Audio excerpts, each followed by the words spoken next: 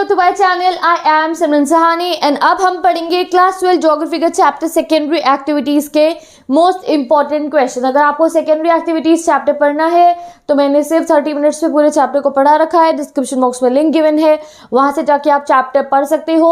और अभी देखते हैं इंपॉर्टेंट क्वेश्चन। ठीक है, यहाँ इंपॉर्टेंट क्वेश्चन में भी मैं आपको मोस्ट ऑफ द चैप्टर के सभी कॉन्सेप्ट को एक्सप्लेन कर दूंगी, तो जो भी डाउट्स है आपके वैसे तो यहीं पे क्लियर हो जाएंगे, इंपॉर्टेंट पार्ट भी आपको पता चल जाएगा। बट ऐसा होता है कि कोई क्वेश्चन मैंने आपको बताया है और आपको वो क्वेश्चन अच्छे से समझ में नहीं आ रहा है, तो आप जाना चैप्टर पे और उस वाले पार्ट का एक्सप्लेनेशन देख लेना and you will be fully prepared. Okay, और ये क्वेश्चन जरूर प्रैक्टिस कर लेना जो मैं अभी आपको यहाँ पे इंपॉर्टेंट करा रही हूँ। ये एग्जाम पॉइंट ऑफ व्यू से बहुत इंपॉर्टेंट है एंड इनके अगर नोट्स चाहिए आपको या ज्योग्राफी के हर चैप्टर के quick revision notes if you want तो इंस्टाग्राम आईडी लिंक गिवन है, मैंने वहाँ गाइड बना रखी है, वहाँ से आपको सभी चैप्टर्स के नोट्स मिल जाएंगे, so you can go and take it. अब हम पढ़ते हैं अपना चैप्टर सेकेंडरी एक्टिविटीज के इंपॉर्टेंट क्वेश्चन। ठीक है, इंपॉर्टेंट क्वेश्चन भी है, बेस क्वेश्चन भी। सेकेंडरी एक्टिविटी में से कोई भी क्वेश्चन आएगा आप हर सॉल्व कर पाओगे, इन्हें अच्छे से पढ़ो। What are secondary activities and why are they called so? तो सेकेंडरी एक्टिविटीज वो एक्टिविटीज होती है जिसमें ट्रांसफॉर्मेशन होता है रॉ मटेरियल का किसी और मोर वैल्यूएबल गुड और प्रोडक्ट में। ठीक है, मैन्युफैक्चरिंग इंडस्ट्रीज जो होती हैं वो सेकेंडरी एक्टिविटी में सारी आती है। जैसे सिंपल एग्जांपल कॉटन होती है, कॉटन से जो है पूरा प्रोसेस करके फाइनली कपड़ा बनता है और कपड़े से हम अपने शर्ट बना लेते हैं। लकड़ी है तो लकड़ी से फर्नीचर बन जाता है, ये होता है मैन्युफैक्चरिंग। सेकेंडरी एक्टिविटी से होती है जब हम किसी रॉ मटेरियल को एक वैल्यूएबल प्रोडक्ट में शिफ्ट करते हैं, प्रोसेस करते हैं, वो होती है सेकेंडरी एक्टिविटी। तो यहाँ से आप इसका स्क्रीनशॉट क्लिक कर सकते हैं। वो स्टूडेंट जो इंस्टा पे नहीं है आप इसका स्क्रीनशॉट क्लिक कीजिए, इसको लिख लीजिए एक पेपर पे, बहुत इंपॉर्टेंट क्वेश्चन है। अगला question, which processes help secondary activities? तो secondary activities change the form and value of raw material by the following process: manufacturing, processing and construction. ठीक है, नेक्स्ट क्वेश्चन पे चलते हैं। Describe the organisational structure of modern manufacturing. Modern manufacturing का आपको organisational structure बनाना है, यानी कि आजकल के ज़माने में ना बहुत एक्सटेंसिव बेसिस पे गाइस मैन्युफैक्चरिंग होती है। ठीक है, आपने देखा है कि कितनी बड़ी बड़ी फैक्ट्रीज होती हैं, इंडस्ट्रीज होती हैं, वहाँ पे कितना स्किल्ड वे में काम हो रहा होता है। तो यही पूछा गया ऑर्गेनाइजेशन बताओ उनकी कि ये जो इतने ह्यूज लेवल पे मॉडर्न डेज में हमारे यहाँ मैन्युफैक्चरिंग हो रही है तो उसके लिए क्या रिक्वायरमेंट होती है कि किसी को एक बढ़िया सी इंडस्ट्री सेटअप करनी है तो क्या रिक्वायरमेंट है? तो भाई पहला है द मॉडर्न इंडस्ट्रीज। आप इन्हें इंग्लिश पढ़ के बहुत कंफ्यूज हो जाते हो, क्या लिखा है भैया कैरेक्टराइजेशन मॉडर्न। तुम सोचो तुम्हें बड़ी हाईटेक सी इंडस्ट्री खोलनी है, बड़े हैवी, आप लोगों को उसमें जो है गुड्स बनाने हैं। ठीक है, तो क्या ज़रूरतें होंगी, आपको क्या क्या चीज़ों को फुलफिल करना होगा? पहली चीज़ use of latest and complex technology, आपको अच्छी टेक्नोलॉजी की ज़रूरत होगी। दूसरा, skilled and extremely specialised labour force is required for producing bulk goods with less capital and efforts. दूसरा, खाली आपको टेक्नोलॉजी से कुछ नहीं होगा, फिर आपको अच्छे लेबर और अच्छे वर्कर, स्किल्ड अनस्किल्ड दोनों की ज़रूरत होगी कि आपका जो है आउटपुट अच्छा आए और ज़्यादा खर्चा भी ना हो। Huge capital investment with continuous updates in technology. Next, अगर आपको हाईटेक काम करना है, बढ़िया अपना प्रोडक्ट चाहिए, बढ़िया आउटपुट चाहिए, तो आपको हाई कैपिटल इन्वेस्टमेंट, पैसा भी काफ़ी ज़्यादा चाहिए होगा with the continuous update in technology. या सोचो कोई आपकी इंडस्ट्री है, वहाँ पे कोई मशीन है, अब उससे भी बढ़िया क्वालिटी की लेवल की टेक्नोलॉजी आ गई है तो obviously you have to change it अगर आपको ज़्यादा प्रोडक्शन करना होगा तो। Large scale industries give long term dividends, large organisations with bureaucracy. साथ ही के साथ में कोई बहुत लार्ज ऑर्गेनाइजेशन है तो उसको एक जना भी हैंडल नहीं कर पाएगा, तो आपको एक मैकेनिज्म, एक ब्यूरोक्रेसी, कुछ लोगों की टीम चाहिए होगी जो सारे काम की देखरेख करने वाली है। आपने कभी वो हिस्ट्री टीवी पे मेगा फैक्ट्री वाला शो देखा है? कभी वहाँ पे वो जो बड़ी बड़ी फैक्ट्रीज दिखाते हैं वहाँ देखा है कि कितनी सारी वहाँ पे मशीन्स होती हैं, कितने सारे वहाँ लोग हैं, सबका अलग अलग काम है, कितना पैसा लगता होगा, कितनी टेक्नोलॉजी लगती होगी। तो आप खुद सोच सकते हो कि अगर कोई मॉडर्न मैन्युफैक्चरिंग करनी है हाई स्केल पे तो it requires all of this. अगर हिंदी में कहोगे अच्छी टेक्नोलॉजी, अच्छा लेबर, बहुत सारी कैपिटल और जो है अच्छी ब्यूरोक्रेसी भी अगर आप लिख दोगे आपको फुल मार्क्स मिल जाएंगे। बहुत आसान है, इसको बिल्कुल भी डिफिकल्ट मत करो। और चैप्टर डिफिकल्ट लग रहा है तो मेरे चैनल पे सभी वीडियोस गिवन है, व्हाइट बोर्ड मत देखना। किसी वीडियो में अगर व्हाइट बोर्ड हो तो जो मैं बता रही हूँ सिर्फ 1.5x 2x पे भी करके आपने सुन लिया तो योर ज्योग्राफी सिलेबस बहुत जल्दी कंप्लीट हो जाएगा अगर कोई डाउट्स है तो। ठीक है, और इंपॉर्टेंट क्वेश्चन मैं यहाँ आपको सारे प्रैक्टिस करा दूंगी, चाहे वो MCQ हो, चाहे वो ये हो, चाहे कोई और टाइप के क्वेश्चन हो। ठीक है, अगला क्वेश्चन पढ़ते हैं। Explain any 3 characteristics of organisational structure and stratification of modern large scale farming, ये सेम क्वेश्चन है और इसको देखो थोड़े डिफरेंट वाले एग्जाम्पल से मैंने पूछ लिया, लाइन से मैंने पूछ लिया है। Explain any 3 characteristics of organisational structure in stratification model. आप कंफ्यूज हो जाओगे, तो मैं वही बताना है हाईटेक इंडस्ट्री खोलनी है तो क्या क्या ज़रूरत है, तो आप बता दोगे भैया स्पेशलाइज स्किल लेबर की ज़रूरत होगी, पावर रिसोर्सेज की, हैवी मशीनरी टेक्नोलॉजी की ज़रूरत होगी, complicated organisation modern large scale industrial process consist of multiple activity to run industries. ये वही लिखा है कि आपको अच्छी टेक्नोलॉजी की जरूरत होगी। सेम यही वाले भी आप 4 पॉइंट इसमें ऐड कर दो कि आपको फुल मार्क्स मिलेंगे, ठीक है। तो एक बार इसका स्क्रीनशॉट क्लिक कर लीजिए, ये वाला बहुत इंपॉर्टेंट है और बुक में डायरेक्ट गिवन है आपकी एनसीईआरटी में। नेक्स्ट क्वेश्चन पे explain any 4 features of small manufacturing, ठीक है। Small manufacturing uses local raw material, semi skill labour होते हैं, the goods are sold in local market, it provides employment in large number. हाँ, ये ज़रूर होता है स्मॉल मैन्युफैक्चरिंग का कि एम्प्लॉयमेंट अपॉर्चुनिटीज़ काफ़ी जनरेट हो जाती हैं, ठीक है। अगला क्वेश्चन आता है industries based on output and product, ठीक है। यहाँ पे मैंने आप लोगों को ये कवर करवा दिया, एग्जाम में क्वेश्चन आ जाए define industries based on output and product. तो आउटपुट और प्रोडक्ट के ऊपर 2 बेसिस इंडस्ट्रीज होती हैं, एक होता है बेसिक इंडस्ट्रीज, दूसरा होता है कंज्यूमर गुड इंडस्ट्रीज। तो ये जो बेसिक इंडस्ट्रीज होती है ये रॉ मटेरियल बनाती है जो बाकी इंडस्ट्रीज में काम आते हैं, जैसे कि आयरन एंड स्टील, ठीक है। और कंज्यूमर गुड इंडस्ट्री जो चाय बिस्किट टूथपेस्ट से लेकर हर चीज़ जो हमारे कंज्यूमर गुड्स की ज़रूरत होती है वो बनाती है। एक on the basis of output या प्रोडक्ट पे 2 डिफ्रेंसिएशन होते हैं, बेसिक इंडस्ट्री जो हमारी इंडस्ट्रीज के लिए रॉ मटेरियल बनाती है, आयरन स्टील एक्सेट्रा, और दूसरी होती है कंज्यूमर गुड्स, यहाँ पे everything is given, you can read it, ठीक है। अगले क्वेश्चन पे चलते हैं अब हम। अगला क्वेश्चन हमारा आता है explain any 5 factor that influence industry. इस क्वेश्चन में से, इस चैप्टर में से ये क्वेश्चन आने के हाईली चांसेस होते हैं कि अगर बाई चांस आपको जो है कोई इंडस्ट्री अगर लगानी है कहीं पे, आपने एक इंडस्ट्रियलिस्ट हो and you want to set up a new industry, तो कौन सी जगह आप प्रेफर करोगे अपनी इंडस्ट्री के लिए। तो एक स्टोरी फॉर्म में से याद करो, कोई रट्टे मारने की आपको ज़रूरत नहीं है।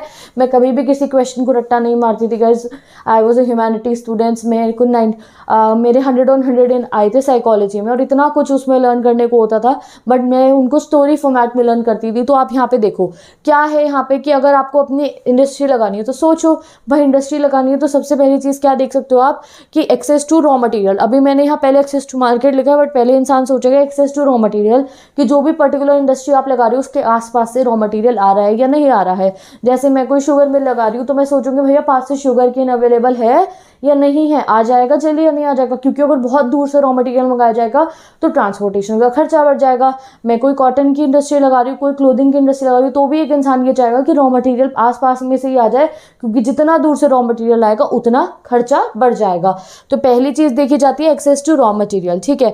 रीड कर लो आप, जैसे शुगर इंडस्ट्रीज का एक एग्जाम्पल आपको मेंशन करना है कि शुगर इंडस्ट्री जो शुगर मिल होती है वो खेतों के पास में ही लगी होती है, क्योंकि जो शुगर केन होता है उसका सुक्रोज कंटेंट होता है वो बार बार वो कम होता रहता है। जितनी दूर आप लेके जाओगे उसको, जितनी जल्दी वो वहाँ पहुँच जाएगा उतनी ज़्यादा चीनी आएगी, जो आप ये समझ लो, ठीक है। और जितनी देर करोगे उतनी दिक्कत है, तभी उनको पास में सेटल करा जाता है।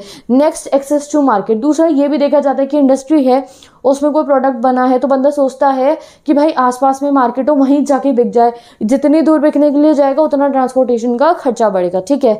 Next access to sources of energy, कि भाई वहाँ इलेक्ट्रिसिटी आती हो, वहाँ पानी हो, ठीक है, वहाँ पानी हो अच्छा खासा, वो इलेक्ट्रिसिटी आती हो, ऐसा ना हो बिजली नहीं है पानी नहीं है तो इंडस्ट्री में क्या करोगे आप वहाँ लगा के। Next access to transportation communication, आपका प्रोडक्ट रेडी है, आपको बिजली भी सस्ती मिली थी, आपको रॉ मटेरियल भी मिल गया था, बट आसपास में ट्रांसपोर्टेशन नहीं होगी, कम्युनिकेशन लाइंस नहीं होंगी, तो भी आपकी इंडस्ट्री नहीं चल पाएगी, ठीक है। या तो उसके पास में कोई रेलवेज हो या ट्रक फैसिलिटी हो, जो भी ट्रांसपोर्टेशन रोडवेज हो वाटरवेज हो वो ज़रूरी है, ठीक है। नेक्स्ट गवर्नमेंट पॉलिसीज़ को भी देखा जाता है, काफ़ी ऐसे एरियाज़ होते हैं हमारी कंट्री में, इनफैक्ट गवर्नमेंट भी बनाते हैं कि वहाँ पे गवर्नमेंट जान पूछकर ऐसी एरियाज़ बनाते हैं जहाँ पे गवर्नमेंट फेवरेबल पॉलिसीज़ लगाई जाती है कि अगर आप यहाँ पे इंडस्ट्री ओपन करोगे तो आपको ये इंसेंटिव्स मिलेंगे, आपकी गवर्नमेंट हेल्प करेगी। और वो इसलिए होता है कई बार गवर्नमेंट ना वो इलाके जो ज़्यादा डेवलप नहीं है वहाँ पे ये सब चीज़ें प्रोवाइड करती है, सो दैट जहाँ इंडस्ट्री लग गई ना गाइज वहाँ आता है अर्बनाइजेशन। सोचो एक खाली जगह, एक शहर से दूर कोई खाली जगह है, वहाँ इतना बसावट नहीं है, वहाँ पर अगर एक इंडस्ट्री लग जाएगी तो इनिशियली कुछ नहीं होगा, बट जैसी इंडस्ट्री लग जाएगी वहाँ बहुत सारे कर्मचारी काम करने जाएंगे, बहुत अनस्किल स्किल लेबर्स वहाँ काम करेंगे, फिर वो वहाँ आसपास में घर बनाएंगे अपना, घर के बाद जब वहाँ पे सेटलमेंट हो जाएगी, फैमिलीज आ जाएगी, तो वहाँ स्कूल से लेके हॉस्पिटल से लेके पब्लिक कम्युनिटी सेंटर से लेके पार्क से लेके पोस्ट ऑफिस, हर चीज़ की वहाँ पे ज़रूरत होगी। धीरे धीरे वो भी एक शहर बन जाएगा, वो एरिया जो शहर नहीं था। तो जहाँ इंडस्ट्री लगती है वहाँ डेवलपमेंट आता है। इस पे एग्जाम में क्वेश्चन आ सकता है अर्बनाइजेशन का, इसलिए समझा रही हूँ। तो इसलिए गवर्नमेंट फेवरेबल पॉलिसीज़, गवर्नमेंट कई बार ऐसी जगहों पे फेवरेबल पॉलिसीज़ प्रोवाइड करती है जहाँ पे गवर्नमेंट चाहती है कि डेवलपमेंट आए। तो ये क्वेश्चन बहुत इंपॉर्टेंट है। क्लिक द स्क्रीनशॉट और आप इंस्टाग्राम से चेक कर सकते हो। Access to market, access to raw material, access to resources of energy, transportation and government की पॉलिसीज। ठीक है, next question, name the 3 group of industries of the world on the basis of their, आपको बताना है size. ठीक है, size के basis पे आपको बताना है। तो साइज के बेसिस पे आती है कॉटेज और हाउस होल्ड इंडस्ट्रीज, जो फैमिली मेंबर की हेल्प से लोकल लो मटेरियल्स को यूज़ करके बनती है, जैसे पॉटर्स की हो गई, वीवर्स की हो गई। ठीक है, नेक्स्ट स्मॉल स्केल इंडस्ट्री आ जाती है जिसमें लेबर यूज़ होता है, मॉडर्न टेक्निक यूज़ होती है, बट काफ़ी मिनिमम लेवल पे होती है। रॉ मटेरियल बाहर से आता है इसमें, बट जो मतलब इतना ज़्यादा ह्यूज लेवल पे नहीं होता है ये। ठीक है, नेक्स्ट आती है लार्ज स्केल इंडस्ट्री। यहाँ पे सब कुछ बहुत ह्यूज लेवल पे होता है, एम्प्लॉयमेंट जनरेशन भी बहुत ज़्यादा होता है। साथ ही के साथ में quality and quantity of good produce in the industry are taken care. ठीक है, काफ़ी अच्छी मतलब बहुत ज़्यादा प्रोडक्ट्स यहाँ पे बनते हैं। ठीक है, नेक्स्ट क्वेश्चन पे आते हैं। तो 3 क्लासिफिकेशन क्या है, household, small scale and large scale. ठीक है, name any 3 group of industries of the world which are classified on the basis of their raw material. तो रॉ मटेरियल के बेसिस पे कौन कौन सी इंडस्ट्रीज है, हो सकता है ये सब इंडस्ट्रीज आपको अलग अलग भी क्वेश्चन में आ जाएगा, एमसीक्यू में आ जाए। तो एग्रो बेस्ड इंडस्ट्री होती है रॉ मटेरियल के बेसिस पे। फूड प्रोसेसिंग इंडस्ट्री होती है, जैसे हो गई अचार बनाने की, कन्फेक्शनरी, ये फूड प्रोसेसिंग में आ जाते हैं कि फूड को ही आगे प्रोसेस करा जा रहा है। Agribusiness, this is commercial farming on an industrial scale, the farmers are mechanised and are highly structured like a tea plantation. Agribusiness में क्या आ जाता है, tea plantation, tea factories, coffee plantation. ठीक है, मिनरल बेस्ड इंडस्ट्रीज, वो आप समझ ही सकते हो जिसमें मिनरल एक्सट्रैक्शन हो रहा है। केमिकल बेस्ड इंडस्ट्रीज, जहाँ पे केमिकल्स का यूज हो रहा है। ठीक है, forest based industries are the industry that use forest products. ठीक है, जैसे कि टिम्बर, बैम्बू, ग्रास। और एनिमल बेस्ड इंडस्ट्रीज वो होती है जो आप समझ लो कि जो leather, woollen, textile, ivory are grouped under the animal based industry. ये रॉ मटेरियल्स इनके ये यूज होते हैं। तो you can check it from book also, यहाँ से भी देख सकते हो। रॉ मटेरियल के बेसिस पे agro based, food processing, agri business, mineral based, chemical based and forest based and animal based. ठीक है, नेक्स्ट क्वेश्चन आ जाएगा हमारा, differentiate the industries on the basis of there ownership. तो ओनरशिप के basis पे public sector, private sector, ठीक है, और जॉइंट सेक्टर इंडस्ट्रीज हमारे पास आ जाती हैं। नेक्स्ट क्वेश्चन पे आते हैं, explain the significance of the iron and steel industry. Explain the significance of iron and steel industry in India, giving 3 points. तो iron and steel industry is the basic to the industrial development of the country. The development of the iron steel industry open the doors of rapid industrialisation development in India. India में भी बहुत तेज level पे development हुआ iron and steel industries के बाद। Almost all sectors of Indian industry depend on heavily on the iron and steel industry. देखो, iron and steel industry ना बेसिक इंडस्ट्री होती है, तो हर आगे आने वाली इंडस्ट्री भी इस पर डिपेंड करती है। It provides the raw material for other industries such as machine, tool use for further production.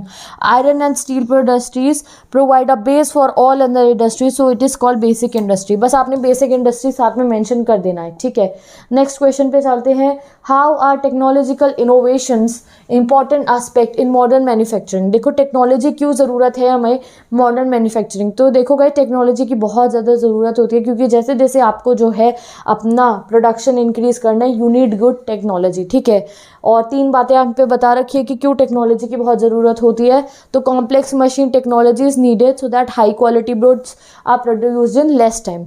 Technology की पहली ज़रूरत हाई क्वालिटी, अच्छे क्वालिटी के प्रोडक्ट बन जाए कम समय में। Requires vast capital so that machines with latest technology can be use in manufacturing. Extreme specialisation and division of labour is required so that they can work efficiently on the machine. और labour की भी यहाँ पे अच्छी ज़रूरत है so that जो है जो टेक्नोलॉजी है वो उसको यूज़ कर पाए। ठीक है, तो technological innovation through research and development strategies are important aspect for modern manufacturing for quality control, eliminating waste and inefficiency and combating pollution. देखो गाइस, यहाँ पे ये पूछा गया है कि टेक्नोलॉजी बढ़ाने की ज़रूरत ही क्या है आज के समय पे।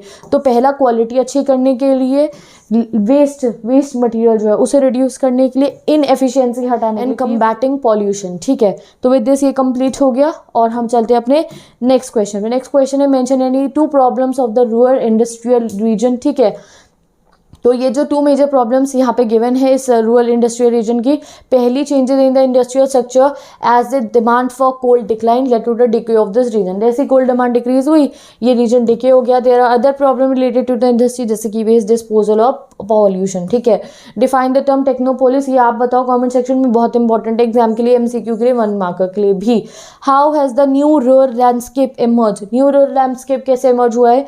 तो the new rural landscape has emerge as result of more focus on the concentration of new industries. ठीक है, नई नई इंडस्ट्रीज लगाई गई, जैसे कि मैंने आपको कहा था कि अगर नई इंडस्ट्री लगाई जाएगी कहीं पे तो वो डेवलपमेंट आएगा। ओके, अब ये और कुछ इंपॉर्टेंट क्वेश्चन है गाइस, इन्हें भी जरूर देखिए। Explain any 5 characteristics of high tech industries. तो ये देख सकते हो आप, प्रोफेशनल वर्कर्स, नीटली स्पेस्ड, ठीक है, सेल्फ सस्टेन्ड होती हैं। For high tech startups plan business parks have become part of regional local development, वो टेक्नोपोलिस वाला एग्जांपल आप इसमें लिख सकते हो। ठीक है, next question, explain the characteristics of footloose industries. ठीक है, तो footloose industries can be located in a wide variety of places, they do not depend on any specific raw material, they are dependent on components parts which can be obtained from anywhere. They produce in small quantities and also employ a small labor force. They do not cause any kind of pollution. ठीक है, यहाँ पे ये most of the important question हमारे complete हो चुके हैं। ये है long question important, what are the characteristics of traditional large scale industrial regions. तो ये आप इसका स्क्रीनशॉट क्लिक कीजिए, मैंने पूरा चैप्टर में समझा रखा है। ये बहुत इंपॉर्टेंट क्वेश्चन है आपका, इसको जरूर चेक करना। ठीक है, तो विद दिस ये चैप्टर कंप्लीट। अब पढ़ेंगे हम अपना नेक्स्ट चैप्टर जो होगा हमारा टर्शरी एंड क्वाटेनरी।